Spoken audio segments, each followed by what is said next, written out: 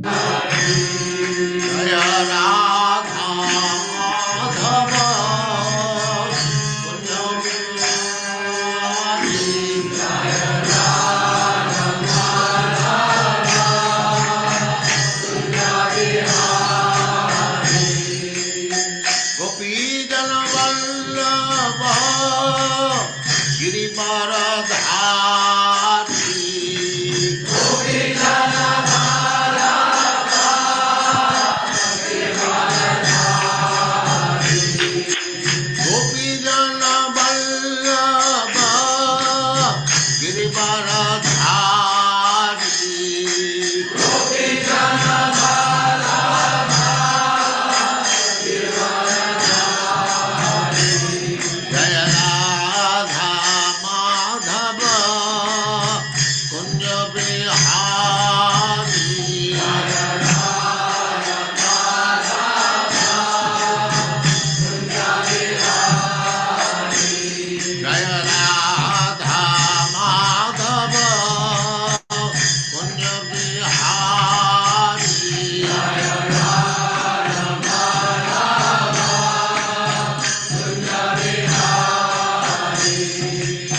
गोपी जन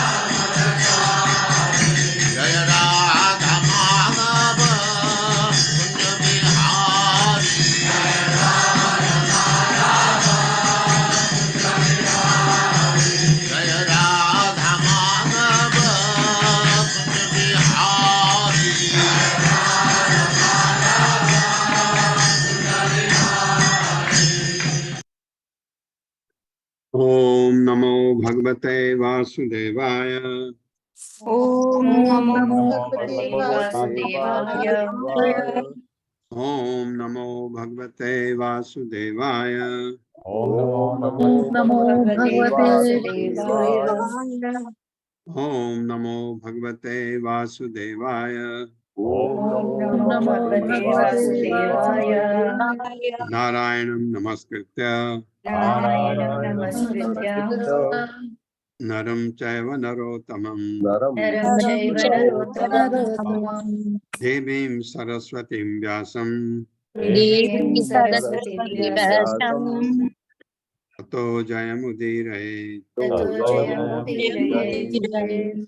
नष्ट प्रायेषु अभद्रेषु नष्टप्रायेषु भद्रेषु नित्यं भागवत सेवया नित्यं भागवत सेवया भगवते उत्तमा श्लोके भगवते भक्तिर्भवति नैष्टिकी। भक्तिर्भवति नैष्टिकी। हरे कृष्ण। आप सबका स्वागत है। हरे कृष्णा प्रभु जी, दंडवत प्रणाम।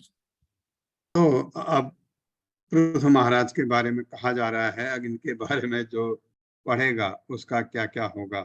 ये भागवतम में कुछ कहानियां ऐसी हैं जिनको पढ़ के मनुष्य गदगद हो जाता है कि ऐसे भी भक्त होते हैं भगवान के, या भगवान के शक्त्यावेश ऐसे भी होते हैं। आपने पढ़ा स्वयंभू मनु से शुरू हुई थी कथा। स्वयंभू मनु के इतनी अच्छी संतानें, उसमें सबसे पहले हमने देवहूति के बारे में पढ़ा। तो माँ देवहूति के पति थे कर्दमा मुनि, इतने जबरदस्त महान मुनि, 10,000 वर्ष तक तपस्या की कि मुझे ऐसी पत्नी मिले कि मैं भक्ति न छोड़ूं, आपको न छोड़ूं, ऐसी पत्नी मुझे ऐसी, और ऐसा भक्त जिसको भगवान आए देखने के लिए, मिलने के लिए, और देख करके भगवान के आंख से आंसू की बूंद टपक पड़ेगी, जो बिंदु सरोवर बन गया। कथा हमने पढ़ी है। ऐसे फिर उनके देवहूति का ठीक था, एक पत्नी थी, एक राजकुमारी थी, और एक मुनि से उसकी शादी हो गई। तो कहानी पढ़ी हमने पहले, बल्कि हमारे इवनिंग क्लास में एक माताजी ने कहा था ये तो बड़ा अत्याचार है। अत्याचार नहीं था। भगवान के भक्त की कोई सेवा करता है, अत्याचार हो ही नहीं सकता, ऐसा लगता है। एक राजकुमारी की शादी एक मुनि से हो गई, कर्दमा मुनि से। वो तपस्या में अपने मग्न है, वो उनकी सेवा कर रही है, बहुत ही कमजोर हो गई। तो ये सुन के जब हम पढ़ रहे थे तो एक माताजी ने कहा ये तो गलत, उसके लिए बहुत गलत हो गया। वही बाद में कर्दमा मुनि ने क्या क्या किया अपनी पत्नी के लिए, कैसा जीवन उन्होंने जिया। बाद में जब पुत्र भगवान के रूप में आए, लंबी कथा है, आपको सबको पता ही है। पुत्र रूप में आए तो क्या कहती हैं देवहूति कि मैं तो पागल थी, मैं तो कुल इंद्र तृप्ति के बारे में सोच रही थी, भौतिक जगत के। मैंने तो बहुत समय गंवा दिया अपना। अब पुत्र को अपना गुरु बना के उनसे शिक्षा दीक्षा लेती हैं। इतनी इतनी मार्मिक कहानी है कि उसको, कहानी को छोड़ने का मन नहीं करता। यहाँ फिर दूसरी कहानी फिर आई, उसी खानदान की चल रही है। उत्तानपाद के पुत्र ध्रुव आए, ध्रुव के वंशज चले। अब उन वंशज में ही चल रहा है पृथु महाराज का, अब वो भी चले गए। तो ये कहानी सुनने पर हमको क्या क्या फायदा होता है, ये कथा, तो उसका वर्णन चल रहा है। विजय अभिमुखो राजा श्रुत्वा एतत् अभियाति यान् बलिं तस्मै हरन्ति अग्रे राजानः पृथ्वे यथा। मेरे साथ पढ़िए। विजय अभिमुखो राजा श्रुत्वा एतत् अभियाति यान् बलिं तस्मै हरन्ति अग्रे राजानः पृथ्वे यथा। शब्दार्थ है विजय अभिमुखः, जो विजय के लिए प्रस्थान करने वाला होता है। राजा राजा श्रुत्वा सुनकर, एतद् यह, अभियाति प्रस्थान करता है, यान रथ पर, बलिम कर या भेंट, तस्मय उसको, हरंती भेंट करते हैं, अग्रे समक्ष, राजानः अन्य राजा, पृथ्वी राजा पृथु को, यथा जिस तरह करते थे। यदि विजय तथा शासन शक्ति का इच्छुक कोई राजा अपने रथ पर चढ़कर प्रस्थान करने के पूर्व, सुनिए, पूर्व पृथु महाराज के चरित्र का 3 बार जप करता है तो उसके अधीन सारे राजा उसके आदेश से ही सारा कर उसी प्रकार लाकर रखते हैं जिस प्रकार महाराज पृथु के अधीन राजा उनको दिया करते थे। पृथु महाराज विश्व के सम्राट थे। जब कहीं जाता थे तो राजा अपने, छोटे छोटे राजा बहुत होते हैं, वो अपने यहाँ का कर ला करके दे देते हैं, आपको वसूली नहीं करनी पड़ती। उसी तरह अगर कोई राजा पृथ्वी पर पृथु महाराज का 3 बार जप करता है और जाता है फिर अपने राज्यों में, तो उसी तरह उसको कर मिल जाता है, ऐसा बताया है। मेरे साथ पढ़िए। यदि विजय तथा शासन शक्ति का इच्छुक,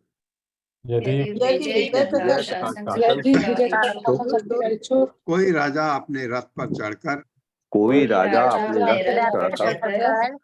प्रस्थान करने के पूर्व पृथु महाराज के चरित्र का 3 बार जप करता है तो उसके अधीन सारे राजा उसके आदेश से ही सारा कर उसी प्रकार लाकर रखते हैं जिस प्रकार महाराज पृथु के अधीन राजा उनको दिया करते थे। तात्पर्य। हरे कृष्णा संदीप प्रभु जी। हरे कृष्णा प्रभु जी, धन्यवाद, प्रणाम। हरे कृष्णा सभी को। तात्पर्य श्रीला प्रभुपाद के द्वारा। श्रीला प्रभुपाद की जय। चूंकि क्षत्रिय राजा संसार पर शासन करना चाहता है अतः वह अन्य समस्त राजाओं को अपने अधीन करना चाहता है। ऐसी ही स्थिति तब भी थी जब पृथु महाराज पृथ्वी पर शासन कर रहे थे। उस समय इस लोक के वे एकमात्र सम्राट थे। यहाँ तक कि 5000 वर्ष पूर्व महाराज युधिष्ठिर तथा महाराज परीक्षित इस लोक के एक छत्र समान सम्राट थे। चूंकि कभी कभी अधीनस्थ राजा विद्रोह किया करते थे अतः सम्राट के लिए अनिवार्य हो जाता था कि वह जाकर उन्हें दंड दे। पृथु महाराज के जीवन तथा चरित्र के वृत्तांतों के जप की यह विधि संस्तुत की जाती है जिससे सारे संसार में राज्य करने के अभिलाषी राजा अन्य राजाओं पर विजय पा सके। हरे कृष्ण प्रभु, धन्यवाद। हरे कृष्ण। मुक्त अन्य संगो भगवते अमलां भक्तिम उद्वहन वैनस्य चरितम पुण्यम शृणुयात श्रावणे पठेत। मेरे साथ। मुक्त अन्य संगो भगवते अमलां भक्तिम उद्वहन वैन्यस्य चरितम पुण्यम शृणुयात श्रावयेत पठेत। शब्दार्थ है मुक्त अन्य संग, समस्त भौतिक कलम से रहित होकर भगवती भगवान के प्रति अमलाम विशुद्ध भक्तिम भक्ति उद्वहन करते हुए वैन्यस्य महाराज वैन के पुत्र यानी वैन के पुत्र पृथु चरितम चरित्र पुण्यम पवित्र सुनयात सुने श्रावयेत सुनाए पठे तथा पढ़े। शुद्ध भक्त भक्ति योग की विविध विधियों का पालन करते हुए कृष्ण चेतना में पूर्णतया लीन होने के कारण दिव्य पद पर स्थित हो सकता है, किंतु तो भी भक्ति करते समय उसे पृथु महाराज के जीवन तथा चरित्र के विषय में सुनना, दूसरों को सुनने की प्रेरणा देना तथा पढ़ना चाहिए। मेरे साथ शुद्ध भक्त भक्ति योग की विविध विधियों का पालन करते हुए कृष्ण चेतना में पूर्णतया लीन होने के कारण दिव्य पद पर स्थिर हो सकता है, किंतु तो भी भक्ति करते समय किंतु तो भी भक्ति करते समय उसे पृथु महाराज के जीवन उसे पृथु महाराज के जीवन तथा चरित्र के विषय में सुनना, सुनना, दूसरों को सुनने की प्रेरणा देना दूसरों को सुनने की प्रेरणा देना तथा पढ़ना चाहिए। पढ़ना चाहिए। तात्पर्य माता जी।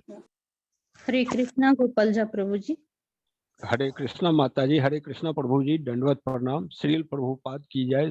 श्रील प्रभुपाद जी के द्वारा तात्पर्य, नव जिज्ञासु भक्त ऐसे होते हैं जो श्री भगवान की लीलाओं को विशेष रूप से श्रीमद् भागवतम में वर्णित रासलीला के विषय में सुनने के अत्यंत इच्छुक रहते हैं। ऐसे भक्त को समझ लेना चाहिए कि महाराज पृथु की लीलाएं भी पूर्ण पुरुषोत्तम भगवान की लीलाओं से अभिन्न है।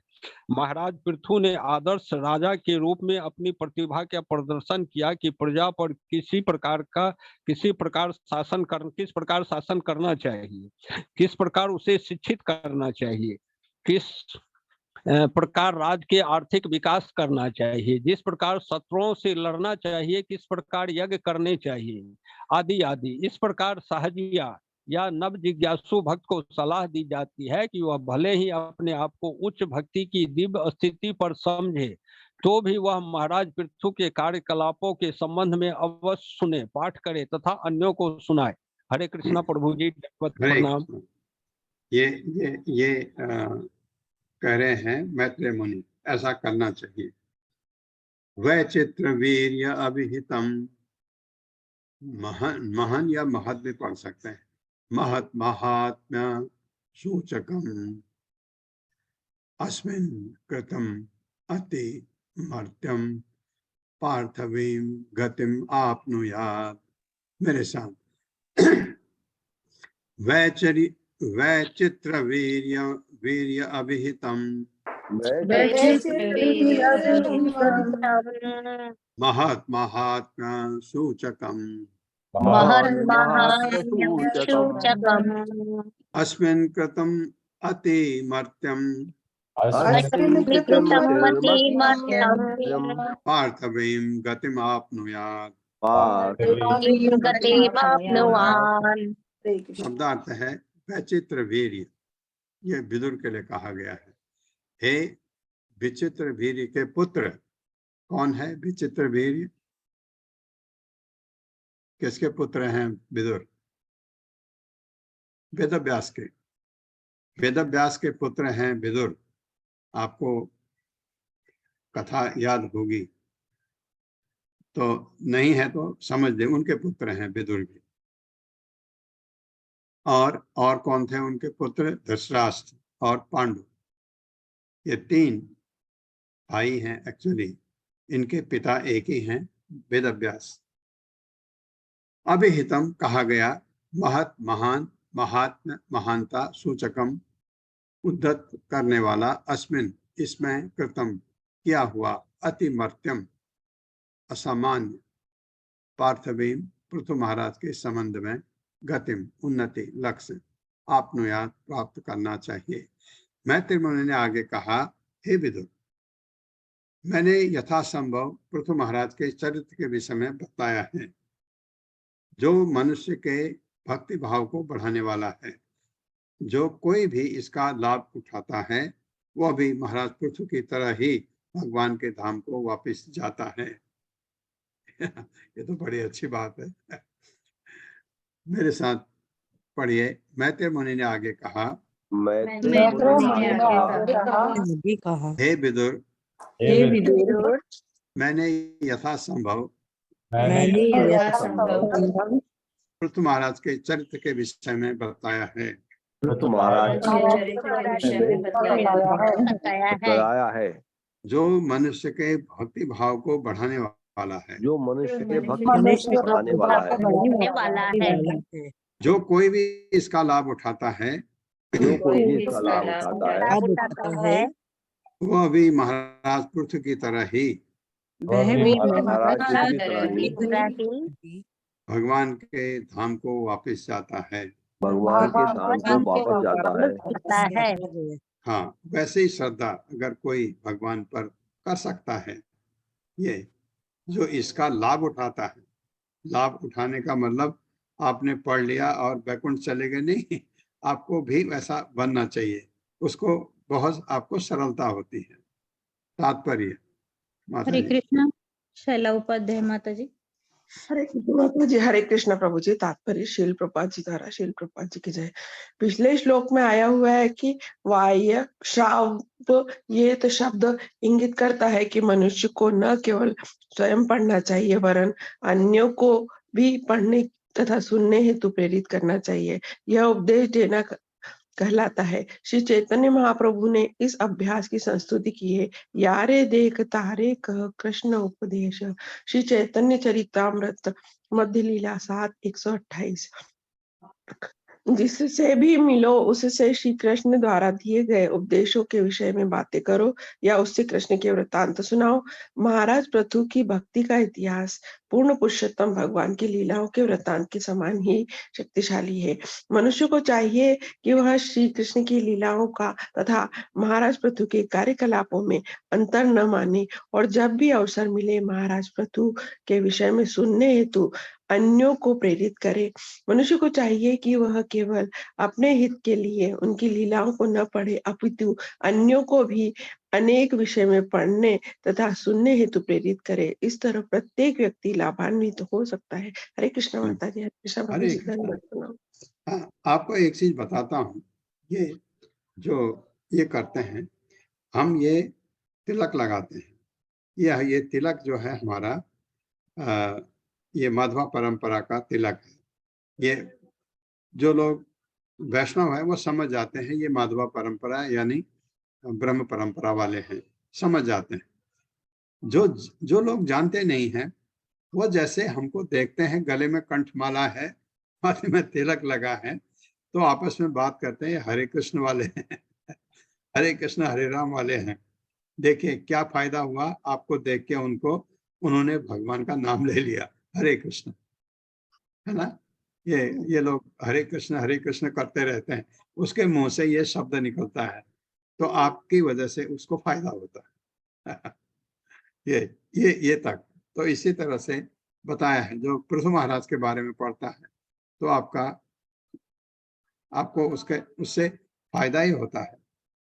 पृथु महाराज ने जो तपस्या की, हमको वो तपस्या न हम कर सकते हैं, हम तो सोच भी नहीं सकते हैं, लेकिन चैतन्य महाप्रभु ने हमको कहा जरूरत नहीं है कलयुग में, क्योंकि तुम बहुत कम बुद्धि वाले हो और तुम्हारी उम्र बहुत कम है, ये करो जो मैं कह रहा हूँ, संकीर्तन यज्ञ हरे कृष्ण का मंत्र का जाप।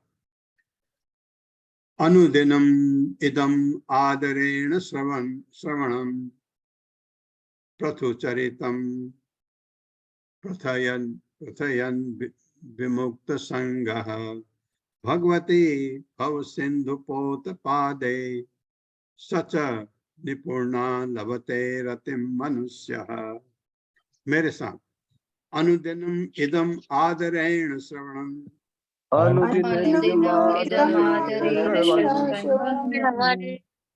प्रथुचरित्रम प्रथयन विमुक्त संगः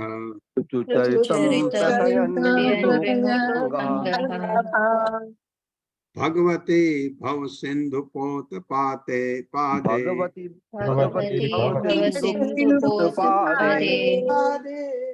सच निपुणा लभते रतिम मनुष्यः।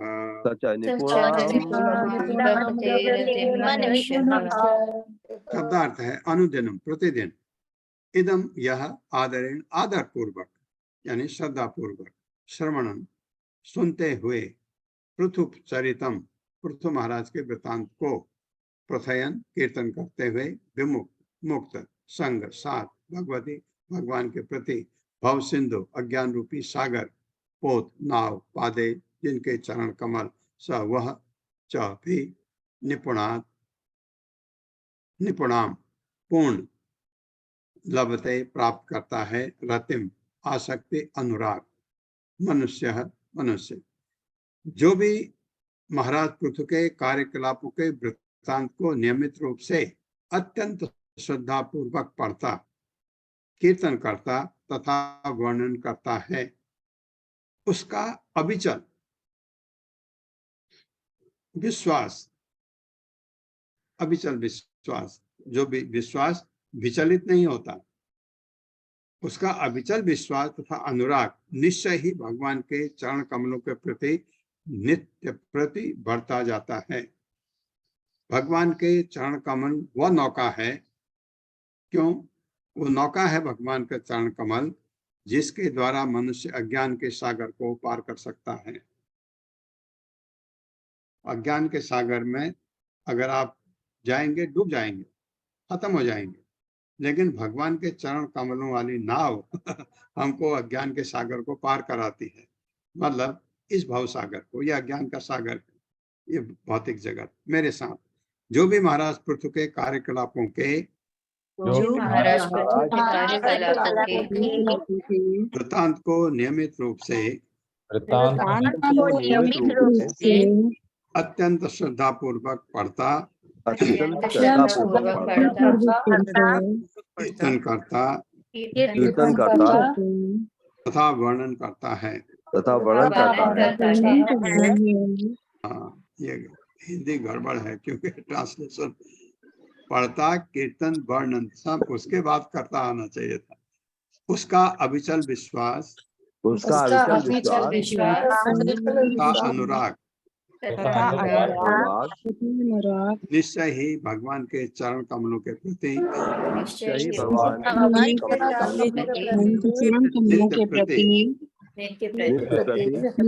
बढ़ता जाता है। भगवान के चरण कमल वह नौका है जिसके द्वारा मनुष्य अज्ञान के सागर को पार कर सकता है। तात्पर्य माता जी। हरे कृष्णा। रीटा पंडित माता जी। हरे कृष्णा। सभी को दंडवत प्रणाम। तात्पर्य श्रील प्रभुपाद द्वारा श्रील प्रभुपाद की जय। इस श्लोक में भव सिंधु पोतपादे शब्द महत्वपूर्ण है। भगवान के चरण कमल महत्पदम कहलाते हैं, जिसका अर्थ है कि सारा भौतिक जगत भगवान के चरण कमलों पर निर्भर करता है। जैसे कि भगवत गीता 10.8 में कहा गया है कि अहम सर्वस्य प्रभव, मुझसे ही सब कुछ उद्भूत है। इस दृश्य जगत भी जिसकी तुलना अज्ञान सागर से की गई है, भगवान के चरण कमलों पर आश्रित है। फलतः शुद्ध भक्त के लिए यह अज्ञान रूपी महासागर भी घट जाता है। जिसने भगवान के चरण कमलों की शरण में ले रखी है, उसे इस समुद्र को पार करने की आवश्यकता नहीं होती, क्योंकि उससे पहले से ही भगवान के चरण कमलों में स्थित होने के कारण उसे पार कर लिया जाता है। वह भगवान अथवा भगवान के भक्त की महिमा का श्रवण तथा कीर्तन करने से श्री भगवान के चरण कमलों की सेवा में स्थिर हो जाता है। नियमित रूप से प्रतिदिन पृथु महाराज के जीवन वृत्त को सुनाकर भी यह पद आसानी से प्राप्त किया जा सकता है। इस प्रसंग में विमुक्त संग शब्द भी महत्वपूर्ण है, क्योंकि हम प्रकृति के 3 गुणों के संग करते हैं।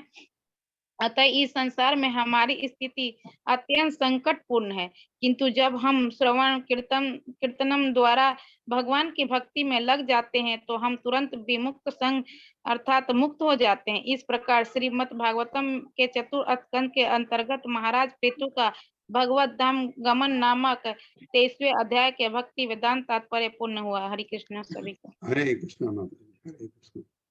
तो ये पृथु महाराज के बारे में सुनना, पढ़ना, सुनाना इतना श्रेयस्कर है, लाभ ही लाभ है। तो अब हम 24वां अध्याय में चलते हैं। 5 श्लोक पढ़ते हैं पहले। ओम नमो भगवते वासुदेवाय। ओम नमो भगवते वासुदेवाय। जन्माद्यस्य यतो अन्वयात् इतरस्तस्य अर्थेषु अभिज्ञस्वराट् तेने ब्रह्म हृदाय आदि कवये। हाँ, मैं हृदय कहा, य अलग है, हृदय अलग है। मुह्यन्ति यत् सूर्यः तेजो वारिमृतां यथा विनिमयो तेजोवारिमृतां यथा विनिमयो यत् त्रिसर्गो अमृषा धाम्ना स्वेन सदा निरस्तकुहकम् नास्तेन सदा निरस्तकुहकम् सत्यं परं धीमहि। सत्यं धीमहि।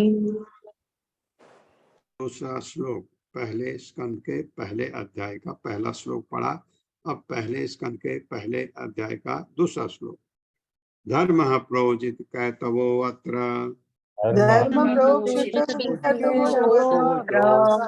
परमो निर्मत्सराणां सताम्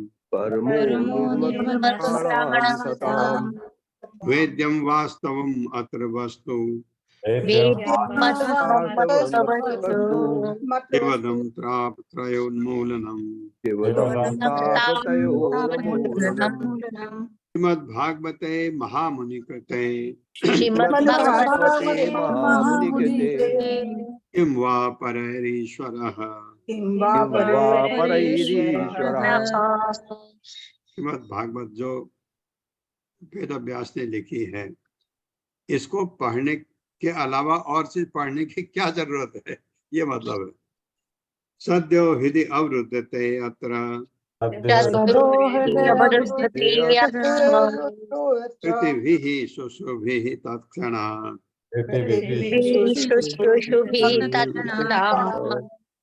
1.1.3 निगम कल्प तरोर गलितम फलम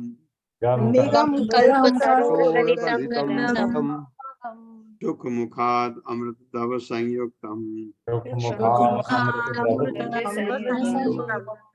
पिबत भागवतम रसमालयम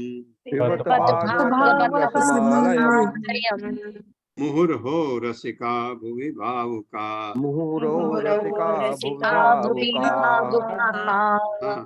इस महाभारत भागवतम के इस भागवतम के रस को पियो तो सही।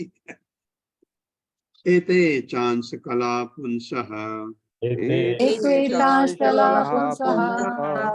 कृष्णः तो भगवान स्वयं इंद्रारि व्याकुलं लोकम् मृडयन्ति युगे युगे। पांचवा श्लोक। जन्म गुह्यं भगवतो य एतत् प्रियतो नरः सायं प्रातर्गणं भक्त्या दुख ग्रामाद् विमुच्यते।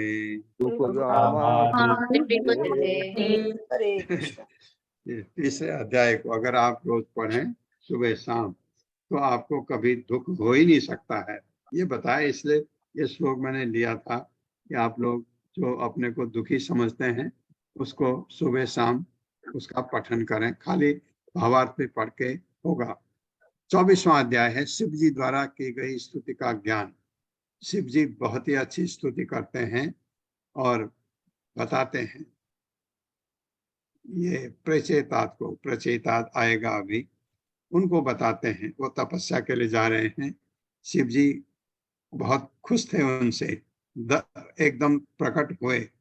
उन्होंने शिव जी को दंडवत किया तो शिव जी ने उन्हें कहा कि ये स्तुति तुम अवश्य करना।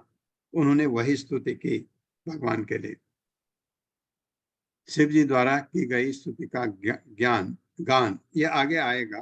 पहले मैत्रेय उवाच विजिता स्व अधिराजा आसीत् पृथुपुत्रः पृथुश्रवा यवीयोभ्यो अदात् काष्ठा भ्रातृभ्यो भातृवत्सलः। मेरे साथ पढ़िए। मैत्रेय उवाच विजिता स्व अधिराजा आसीत्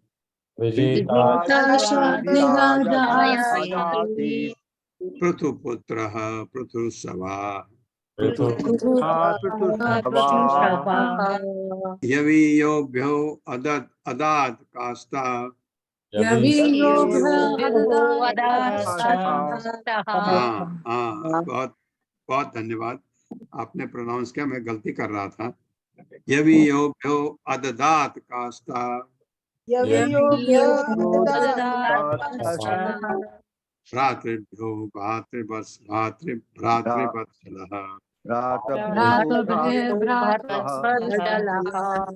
शब्दार्थ है मैत्रेय उवाच, मैत्रेय ने कहा विजिताश्व, ये पृथु महाराज का बड़ा बेटा है।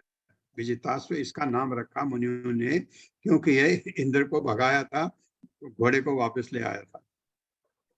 अधिराजा सम्राट आसीत हुआ पृथु पुत्र, महाराज पृथु का पुत्र पृथु सवा महान कार्यों का यवि योभ्य छोटे भाइयों को अददात दे दिया काष्ठा विभिन्न दिशाएं, भ्रातृभ्य भाइयों को भ्रातृवत्सलः भाइयों के प्रति अत्यंत स्नेहित। मैत्रेय मुनि ने आगे कहा महाराज पृथु का सबसे बड़ा पुत्र विजिताश्व, जिसकी विजित्वाश्व मुनियों ने नाम दिया इसको एक्चुअली, जिसकी ख्याति अपने पिता की तरह थी, राजा बना। उसने अपने छोटे भाइयों को, 5 पुत्र थे उनके, ये सबसे बड़ा था, 4 और हुए, छोटे भाइयों को पृथ्वी की विभिन्न दिशाओं पर राज्य करने का अधिकार सौंप दिया क्योंकि वह अपने भाइयों को अत्यधिक चाहता था। मेरे साथ मैत्रेय ऋषि ने आगे कहा महाराज पृथु का सबसे बड़ा पुत्र विजिताश्व। अश्व क्या होता है? घोड़ा। विजित जीता, घोड़े को जीत के लाए, इसलिए उसका नाम विजिताश्व, जिसकी ख्याति अपने पिता की तरह थी, राजा बना। और उसने अपने छोटे भाइयों को पृथ्वी की विभिन्न दिशाओं पर राज्य करने का अधिकार सौंपा क्योंकि वो अपने भाइयों को अत्यधिक चाहता था। हाँ, बीच में अपना रहा, चारों दिशाओं में 4 भाइयों को बांट दिया। तात्पर्य माता जी। हरे कृष्णा सुधाधीर माता जी। हरे कृष्णा माता जी। हरे कृष्णा प्रभु जी, दंडवत प्रणाम। श्री शील प्रभुपाद जी की जय। तात्पर्य शील प्रभुपाद जी के द्वारा। पिछले अध्याय में महाराज पृथु के जीवन तथा चरित्र का वर्णन कर चुकने के बाद मैत्रेय मुनि ने पृथु की वंश परंपरा में पुत्रों तथा पौत्रों का वर्णन प्रारंभ किया। महाराज पृथु की मृत्यु के बाद उनका सबसे बड़ा पुत्र विजिताश्व इस पृथ्वी का राजा हुआ। वह अपने छोटे भाइयों के प्रति अत्यंत स्नेह रखता था, अतः वह चाहता था कि वे संसार के विभिन्न दिशाओं पर शासन करें। अनादिकाल से नियम है कि राजा की मृत्यु के पश्चात उनका सबसे बड़ा पुत्र सामान्यतः राजा बनता है।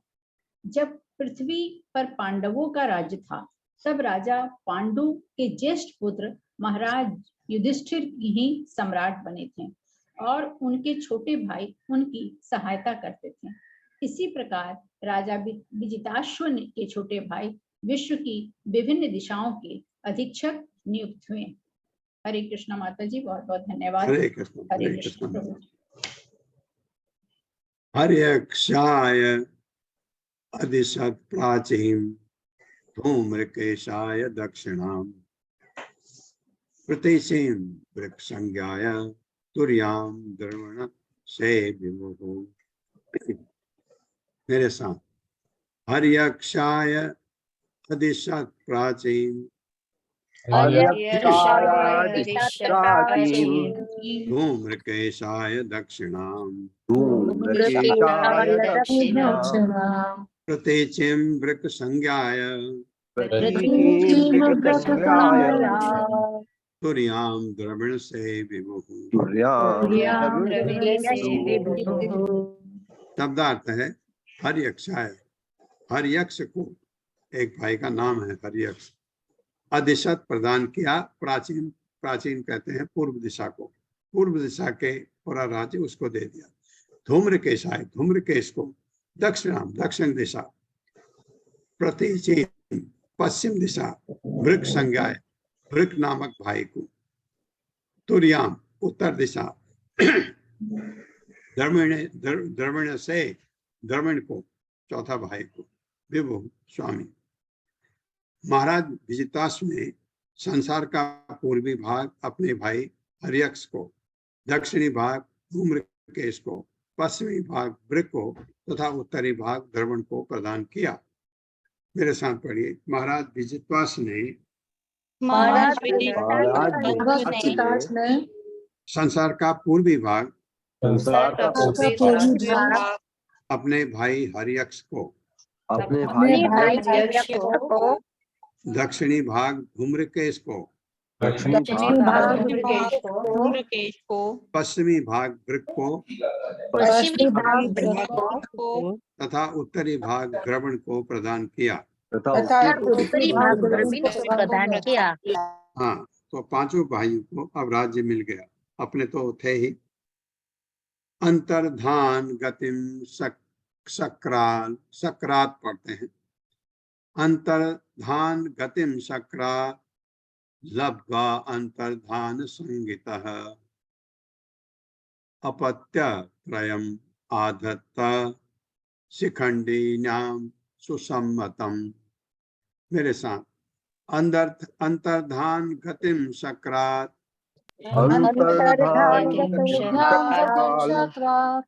लब्ध्वा अंतर्धान संगितः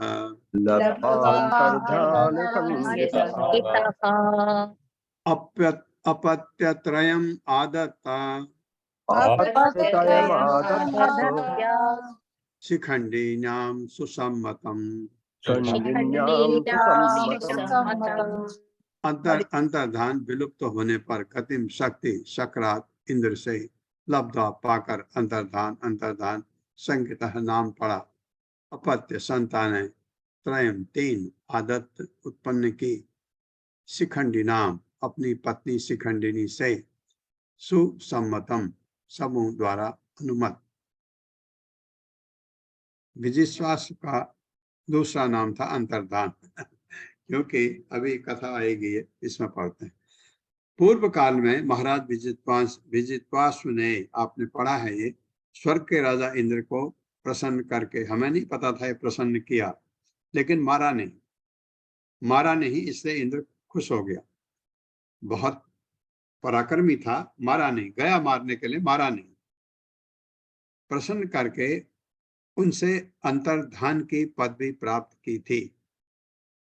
इंद्र खुश हो गया। इंद्र ने इनको पदवी दी थी अंतर्धान की, और ये शक्ति भी थी इनके पास, किसी को पता नहीं है मतलब उनके परिवार में किसी को पता भी नहीं होगा। उनकी पत्नी का नाम शिखंडिनी था, जिससे उन्हें 3 उत्तम पुत्र हुए। मेरे साथ। पूर्व काल में महाराज विजिताश्व ने स्वर्ग के राजा इंद्र को प्रसन्न करके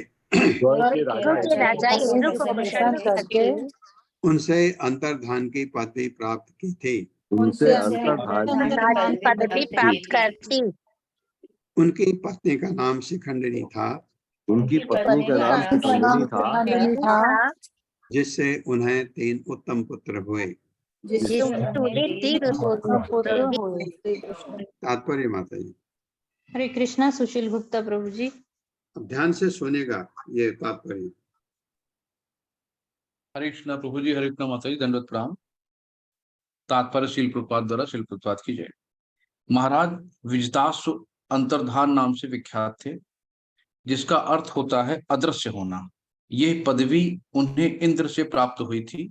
ये उस समय की बात है जब इंद्र ने महाराज पृथु के घोड़े को यज्ञ स्थल से चुरा लिया था। जब इंद्र घोड़ा चुरा रहा था तो औरों के लिए वो अदृश्य था, किंतु महाराज पृथु के पुत्र विजिताश्व ने उसे देख लिया था। किंतु ये जानते हुए कि इंद्र उसके पिता का घोड़े चुराए ले जा रहा है, विजिताश्व ने उस पर आक्रमण नहीं किया। इससे पता चलता है कि महाराज विजिताश्व सही व्यक्तियों का सम्मान करते थे। यद्यपि इंद्र उसके पिता का घोड़ा चुराए ले जा रहा था, किंतु विजिताश्व को भली भांति ज्ञात था कि इंद्र कोई सामान्य चोर नहीं है। चूंकि इंद्र एक महान और शक्तिशाली देवता था और पूर्ण पुरुषोत्तम भगवान का सेवक था। अतः विजितास्य ने जानबूझकर उसे क्षमा कर दी थी। यद्यपि इंद्र गलत कार्य कर रहा था, इससे इंद्र विजितास्य पर उस समय अत्यंत प्रसन्न हुआ था। देवताओं में इच्छा अनुसार प्रकट होने तथा छिपने की महान योग शक्ति पाई जाती है, और चूंकि इंद्र विजितास्य पर अत्यधिक प्रसन्न था, अतः उसने उसे ये योग शक्ति प्रदान कर दी। इस प्रकार विजितास्य अंतर्धान कहलाने लगे। हरे कृष्ण प्रभु जी, हरे कृष्ण माता जी, दंड प्रणाम। बड़े हरे पुत्र का कृष्ण। नाम अंतर्धान भी है। पावकः पवमानश्च शुचिः इति अग्नयः पुरा वसिष्ठशापाद् उत्पन्ना पुनर्योग गतिं गता। मेरे साथ पावकः पवमानश्च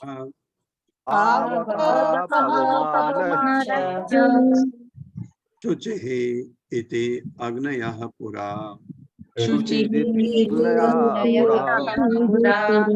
हाँ, अगर मैं शुचि ही बोलूंगा तो रॉ उड़ जाएगा।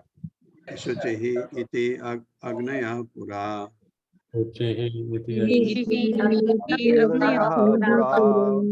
वसिष्ठ शापाद उत्पन्ना पुनर्योग गतिम गता। शब्दार्थ है पावकः, पावक नामक, पवमानः पवमान नामक, च भी शुचि शुचि नामक, इति इस प्रकार अग्नेय अग्निदेव पुरा प्राचीन काल में वशिष्ठ मुनि शापात साप से उत्पन्ना अब उत्पन्न पुनः फिर से योगाभ्यास का पद गता प्राप्त किया। महाराज अंतर्धान के तीनों पुत्रों के नाम थे पावक, पवमान तथा शुचि।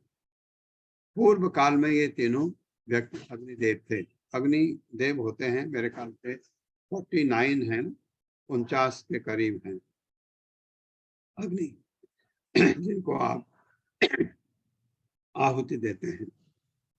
परंतु वशिष्ठ ऋषि के शाप से वे महाराज अंतर्धान के पुत्रों के रूप में उत्पन्न हुए।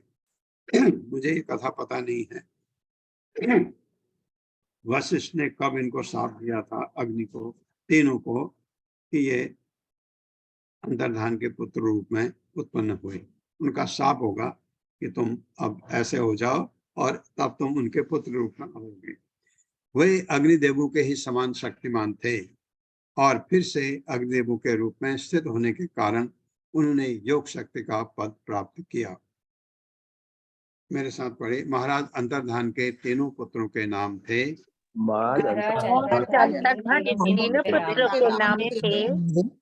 पावक, पवमान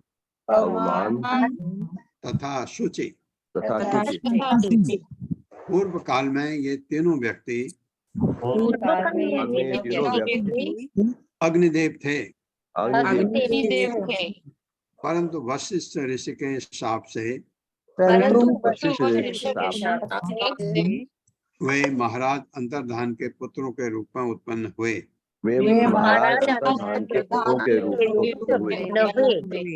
फलतः वे अग्निदेव के ही समान शक्तिमान थे और फिर से अग्निदेवों के रूप में स्थित होने के कारण उन्होंने योग शक्ति का पद प्राप्त किया। तात्पर्य माता जी। हरे कृष्णा। पूनम अखिलेश कुमार माता जी। हरे कृष्णा माता जी, हरे कृष्णा प्रभु जी। तात्पर्य श्रील प्रभुपाद जी के द्वारा श्रील प्रभुपाद जी की जय। भगवत गीता 6.41-43 में कहा गया है कि जो योगाभ्यास से नीचे गिरता है वह स्वर्ग लोक को जाता है और वहां सुख भोग कर पुनः पृथ्वी पर आता है तथा किसी धनी कुल में या पवित्र ब्राह्मण कुल में जन्म लेता है। अतः ये समझना चाहिए कि जब देवता भ्रष्ट होते हैं तो वे पृथ्वी पर अत्यंत धनी तथा पवित्र कुलों में जन्म लेते हैं। ऐसे परिवारों में कृष्ण भक्ति करने का अवसर प्राप्त होता है जिससे उन्हें वांछित गंतव्य प्राप्त होता है। महाराज अंतर्ध्यान के पुत्र अग्नि के अधीक्षक देवता थे। उन्होंने अपनी पूर्व स्थिति प्राप्त की थी और योग बल से वे स्वर्ग को चले गए। हरे कृष्णा प्रभु जी, हरे हरे कृष्णा माता जी, कृष्ण धन्यवाद। हरे कृष्ण। तो ये अर्जुन का प्रश्न था छठे अध्याय में। जिनका योग भ्रष्ट हो जाता है उनका क्या क्या फ्यूचर है? न भौतिक सुख भोगा उन्होंने न उनको आध्यात्मिक सुख मिला। ऐसा नहीं, जो भक्ति करता है भौतिक सुख आते हैं उसके पीछे पीछे, वो कहता है जाओ जाओ मुझे जरूरत नहीं। जब वो भक्ति में अपना समाधि में पहुंच जाता है, ये सारे भौतिक सुख जिन्हें हम कहते हैं ये उसके पीछे पीछे कहते हैं हम क्या करें, हम हाजिर हैं हुजूर। वो कहता नहीं जाओ मुझे नहीं जरूरत है। ऐसा होता है, क्योंकि भक्त को भौतिक ऐश्वर्य की जरूरत नहीं पड़ती। और छठे अध्याय में बड़ा अच्छा अर्जुन का प्रश्न है। अंतर्धानो नभस्वत्याम हविर्धानम अविंदत य इंद्रम अश्वहर्तारम विद्वान अपि न जग्निवान। मेरे साथ अंतर्धानो नभस्वत्याम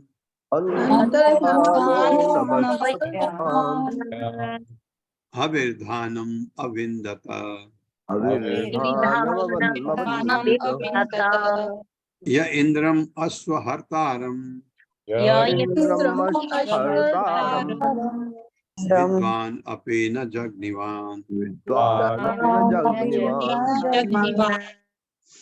शब्दार्थ है अंतर्धान राजा, नभस्वत्याम अपनी पत्नी नभस्वती से, हविर्धान नामक अभिनंदत प्राप्त किया। यह जो राजा इंद्र को अश्वहर्तारम जो उसके पिता द्वारा घोड़ा चुरा रहा था, विद्वान अपनी जानते हुए भी न जग्निवान नहीं मारा।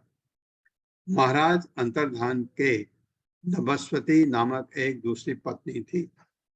राजाओं की पत्नियां ज्यादा होती थी, इनके दूसरी पत्नी भी थी कोई, जिससे उन्हें हविर्धान नामक एक अन्य पुत्र की प्राप्ति हुई। क्योंकि महाराज अंतर्धान अत्यंत उदार थे, अतः उन्होंने यज्ञ से अपने पिता के घोड़े को चुराते हुए इंद्र को नहीं मारा। नहीं, एक मुनि ने उनको बोला, अरे वो बार बार कि वापस क्यों आए, वो इंद्र ही है, जाओ उसका पीछा। गए, वो मारा नहीं। ये बात हुई थी, हमने पढ़ा था। मेरे साथ पढ़िए। महाराज अंतर्धान के नभस्वती नामक एक दूसरी पत्नी थी, जिससे उन्हें हविर्धान नामक एक अन्य पुत्र की प्राप्ति हुई।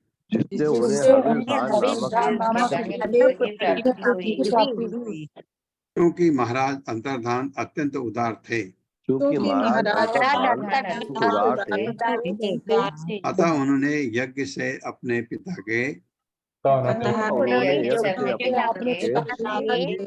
घोड़े को चुराते हुए इंद्र को मारा नहीं।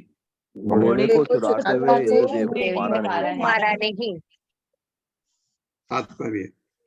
हरे कृष्णा संजना मिश्रा माता जी। हरे कृष्ण माता जी, प्रणाम। तात्पर्य शील प्रभात के द्वारा शील प्रभात की जय।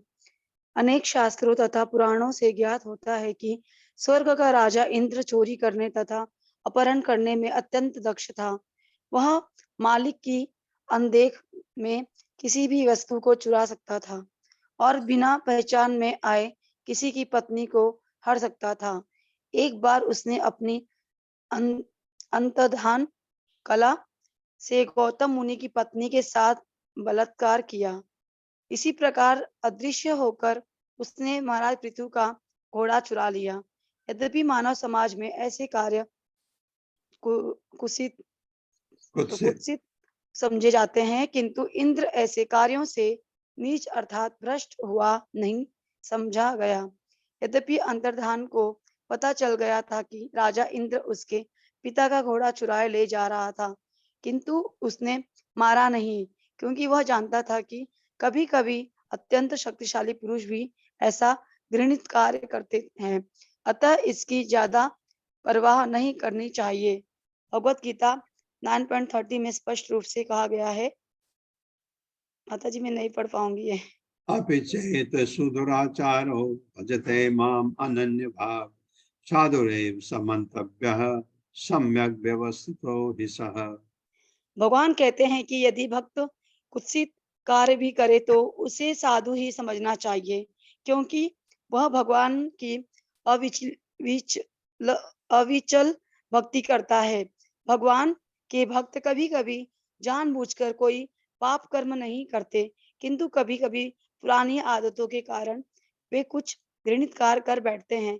ऐसे कार्यों को गंभीरता से नहीं लेना चाहिए, क्योंकि भगवान के भक्त चाहे इस लोक में हो या स्वर्ग लोक में अत्यंत शक्तिशाली होते हैं।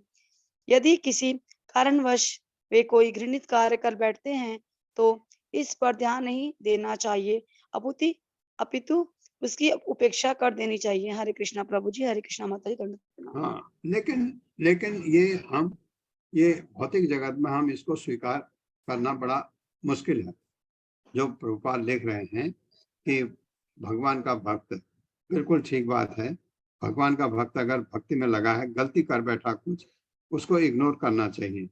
लेकिन इंद्र की बातें इग्नोर नहीं की जा सकती हैं। इंद्र ने जैसे काम किए, ये अश्वमेध यज्ञ वाला घोड़े को चुराया, वो कोई बात नहीं है। इंद्र ने जो गौतम मुनि के पत्नी के साथ जो किया, वो समाज को उसको स्वीकार कर सकता।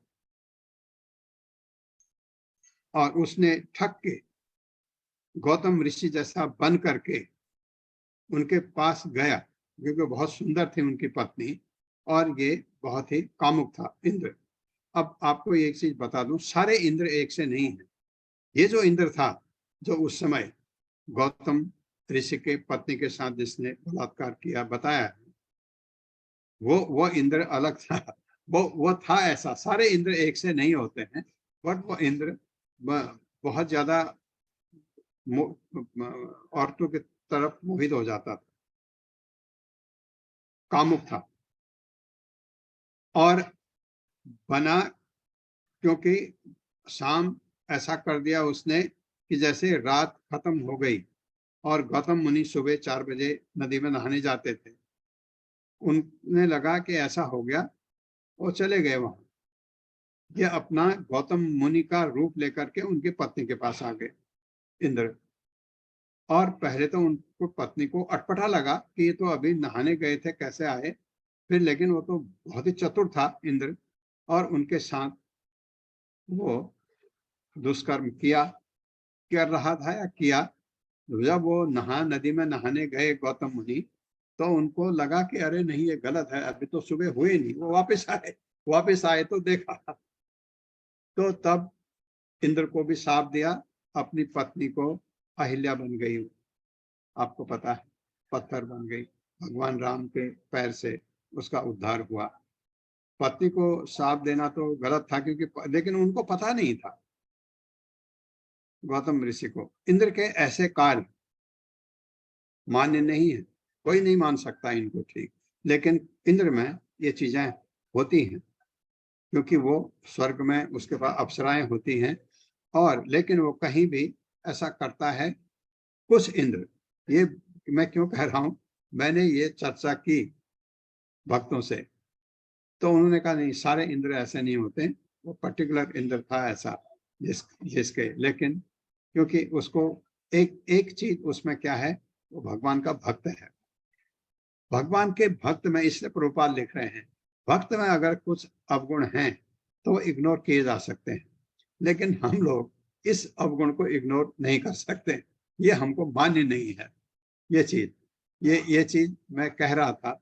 उन्होंने कहा नहीं, भक्त में कुछ अवगुण है, लेकिन भगवान का अगर भक्त है, ये जो अपिचेत सुदुराचारो भजते माम अनन्य भाग साधुरेव समन्तव्यः सम्यक व्यवस्थितो हि सः। कभी कभी उससे गलतियां हो जाती हैं। ये लिखा था उसमें भगवत गीता में, कभी कभी उससे जघन्य अपराध। तो लोग मुझे पूछते जघन्य अपराध क्या है, मैंने तो ये बताया नहीं। इंद्र वाली कहानी बताता था, वो तो नाराज हो जाते बहुत। मैंने कहा कभी वो जा रहा हो सड़क में, उससे एक्सीडेंट हो जाए या कभी नवदीप से भागते हैं, दिल्ली जैसी गर्मी में उसको बाहर जाना है काम से, सेवा के लिए, गर्मी लगी और कोका कोला पी लिया, अपराध है कोका कोला पीना। आप और कोल्ड ड्रिंक, सॉफ्ट ड्रिंक ले सकते हैं, बट कोला नहीं ले सकते, अपराध। वो ले लिया तो अपराध है, लेकिन वो आता है सुबह 3 बजे 3:30 बजे उठता है, मंगल आरती में आता है, उसके बाद दर्शन आरती करता है, पूरे माला जपता है, मंदिर में बहुत अच्छी तरह सेवा करता है। उससे अगर ये अपराध होते हैं शुरू में तो वो इग्नोर किए जा सकते उसके लिए। अगर ऐसा है, उससे होता है भजते माम अनन्य भाग, लेकिन मेरी भक्ति करता पूरी श्रद्धा से, साधुरेव सब मंतव्य, उसको साधु ही मानना चाहिए, सम्यक भवस्तो हिस्सा, वो अपने को ठीक ढंग में ले आता है। इसके बाद दूसरा श्लोक क्या है, 31वां, क्षिप्रम भवति धर्मात्मा, वो एकदम धर्मात्मा हो जाता है। शाश्वत शांति निगच्छति, उसको शाश्वत शांति मिलती है, शांति प्राप्त कर लेता है। कौन तया प्रतिजानी ही न मे भक्त प्रणश्यति, हे कुंती पुत्र अर्जुन, घोषणा करो मेरे भक्त का कभी विनाश नहीं हो सकता, ये भगवान कहते हैं। तो ये है, लेकिन हम लोग इसको स्वीकार करना थोड़ा मुश्किल होता है। ओम अज्ञान तिम्रांधस्य ज्ञानांजन शलाकया चक्षुरुन्मिलितं तस्मै श्री गुरुवे नमः। नमो विष्णुपादाय कृष्णप्रेष्ठाय भूतले श्रीमते भक्ति वेदांत स्वामिनिति नामिने। नमस्ते सारस्वती देवे गौरवाणी प्रचारिणे निर्विशेष शून्यवादी आचार्य देश तारिणे। जय हो श्री कृष्ण चैतन्य प्रभु नित्यानंद, श्री अद्वैत गदाधर शिवासादि गौर भक्त वृंद। हरे कृष्णा कृष्ण कृष्णा हरे हरे, हरे राम राम राम हरे हरे।